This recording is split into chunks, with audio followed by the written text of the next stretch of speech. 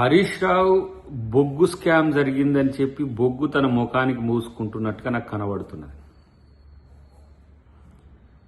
Allocations అన్నీ కూడా 4 జరిగితే 4 3 మీ చుట్టాలై కేసీఆర్కి దగ్గర సంబంధికులే.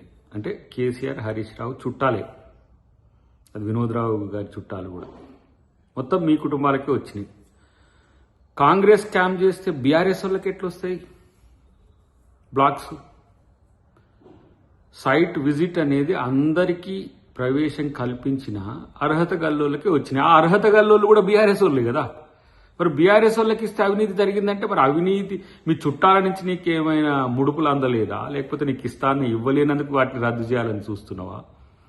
కాబట్టి మధ్యన సృజన్ రెడ్డి గారిని లాగితే మరి ఆయన ఉపేందర్ రెడ్డి గారి అల్లుడే కదా, మరి ఆ కోణం ఎందుకు చెప్పట్లేవు?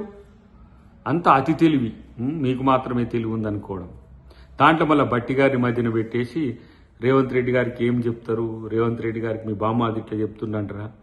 అరే బాబు, అసలు ఆడ అవినీతే లేదంటే నీలాంటి సొంటికాయగాలు చెప్పిన దాన్ని ఎందుకు పట్టించుకుంటాడు ముఖ్యమంత్రి?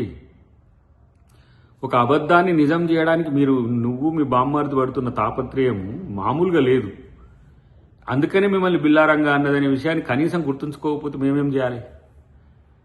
మిమ్మల్ని పట్టించుకోడు అసలు. హరీష్ రావు కేటీఆర్ను ముఖ్యమంత్రి పట్టించుకోడు. మీ మామనే పక్కన పెట్టిండు. కేసీఆర్ నేనింత పెద్ద అంత పెద్ద అంటేనే మీ మామని పట్టించుకోవట్లేడు. ఇంకా దానికి ముఖ్యమంత్రి గారిని దాంట్లోకి తేవడం, బట్టి గారి మీద తేవడం అంటే మీకు అబద్ధాలు రోజు చెప్పి చెప్పి ఎక్కడికి వచ్చిందంటే అబద్ధమేదో నిజమేదో తెలియని స్థితికి మీరు వచ్చిండ్రు. ప్రజలు మీరు చెప్పేదంతా అబద్ధమని వాళ్ళు నమ్ముతున్నారు. మధ్యన సమస్య ఏంటంటే మీకు పిచ్చి లేచిందనేది మీకు తెలియకపోవడం అనేది మీ సమస్య. దానికి మేమేం చేసేది లేదు. జిల్లాలు తీసేసినామంటావు నువ్వు, సిద్దిపేట తీసేస్తా అంటున్నా నువ్వు అంటావు, మీ బామ్మారిది సిరిసిల్ల లేపేస్తాడు అని మీ బామ్మారిది అంటాడు. నిజంగా కూడా ఇలాంటి పనికిమాలిన ప్రకటనల వల్ల మీకొచ్చేది ఏం లేకపోగా తెలంగాణ ప్రజలు ఏం కన్ఫ్యూజ్ కారు.